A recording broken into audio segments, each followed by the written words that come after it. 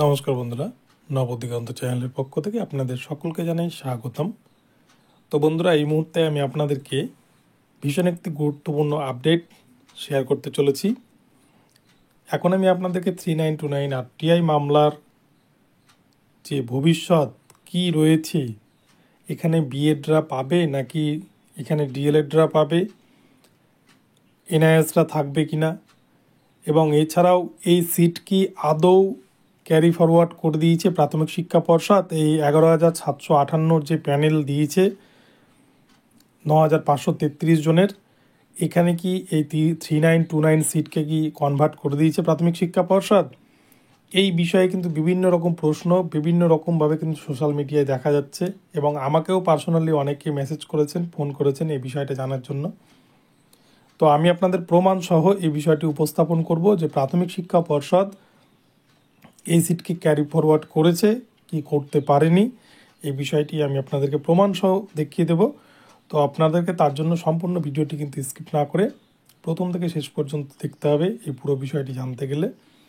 তবে তার আগে বলে রাখবো, যারা প্রথমবার এই চ্যানেলে এসেছেন আপনারা অবশ্যই চ্যানেলটিকে সাবস্ক্রাইব করে দেবেন, কেননা এই ধরনের আপডেট আপনারা কিন্তু এই চ্যানেলের মাধ্যমে একদম অথেন্টিক নিউজ পেয়ে যাবেন। তো চলুন আমরা এবারে হোয়াইট স্ক্রিন শেয়ার করে সেখানে কিন্তু প্রমাণ সহ বিস্তারিত তথ্য এই ভিডিওর দেখে নিই। তো বন্ধুরা, আমি আপনাদেরকে 3929 মামলা প্রসঙ্গে প্রথমেই বলে রাখি, 3929 মামলা কিন্তু বর্তমানে সুপ্রিম কোর্টে বিচারাধীন বিষয় হিসেবে রয়েছে। 3929 মামলায় কিন্তু কোনো হাত এখনও পর্যন্ত পড়েনি। 3929 সিট এখনও পর্যন্ত অক্ষত অবস্থাতেই কিন্তু রয়েছে সুপ্রিম কোর্টে, এবং মামলাটি রয়েছে বিচারপতি অনিরুদ্ধ বোস এবং বিচারপতি সঞ্জয় কুমারের বেঞ্চে। এই মামলা কিন্তু আপনারা দেখেছেন এর আগের দিন 37 নম্বর সিরিয়ালে ছিল, কিন্তু সময় কম থাকার কারণে মামলাটি শুনানি হয়নি।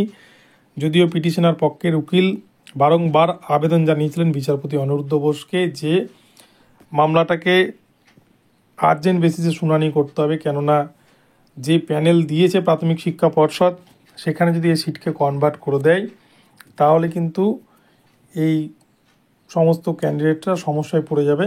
পিটিশনারদের উকিল গতদিনে কিন্তু এই মামলা প্রসঙ্গে বিচারপতিকে শুনতে বলল, উনি বলেন যে মামলাটি পরবর্তী দিন অর্থাৎ সোমবারের দিন অর্থাৎ 5/2/2024 তারিখে কিন্তু আগামী সোমবার এই মামলার শুনানি হতে চলেছে, এবং ফাইনাল জাজমেন্ট হয়তো ওই দিন আসতে চলেছে।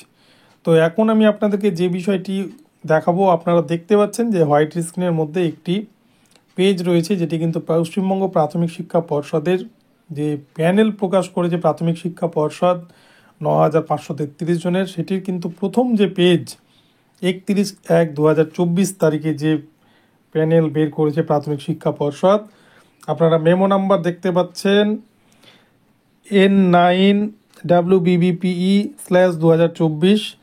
এইখানটাতে যে নোটিফিকেশানটা দিয়েছে প্রাথমিক শিক্ষা পর্ষদ, এখানে কিন্তু দুটো পেজের নোটিফিকেশান রয়েছে আপনারা দেখতে পাচ্ছেন, প্রথম পেজ এবং এটা হচ্ছে লাস্ট পেজ।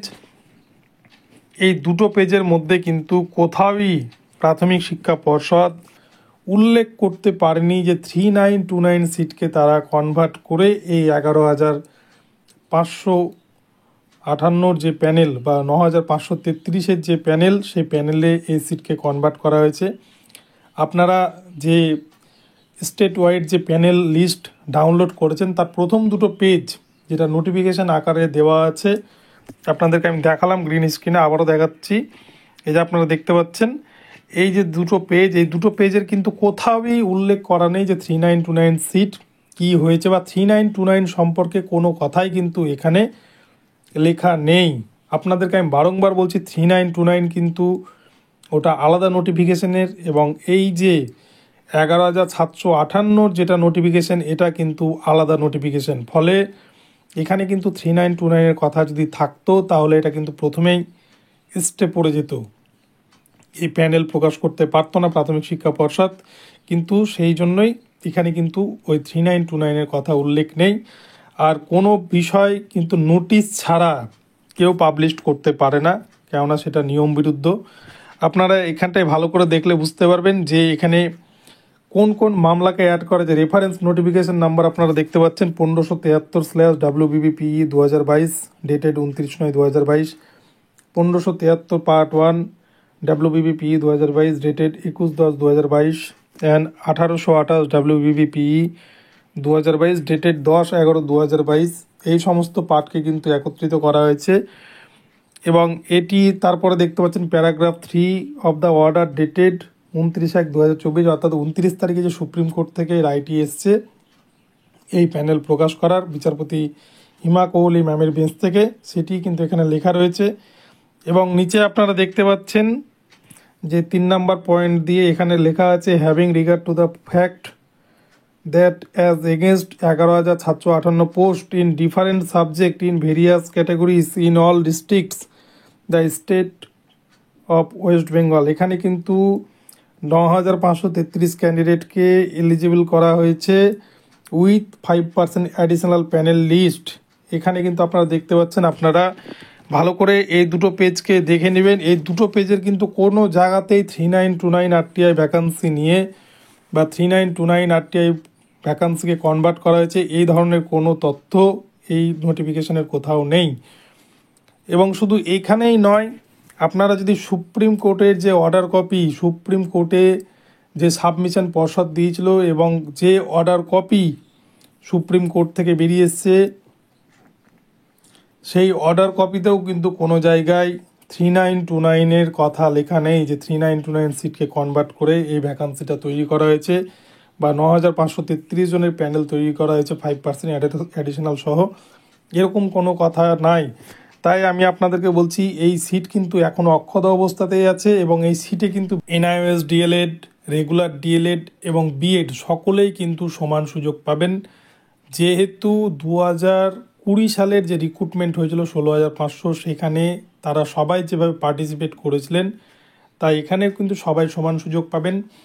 একটা সরল সমীকরণ আপনাদেরকে বলি, 16,500-তে যদি ইন সার্ভিস হিসেবে বিএড এবং NIOSটা বাদ না যায়, তাহলে এই একই নোটিফিকেশনের ভ্যাকান্সি 3929 এখানেও কিন্তু বিএড NIOS বাদ যাবে না। আপনারা নিশ্চিন্তা থাকুন এবং আমার কথা মিলিয়ে নেবেন পরবর্তীতে।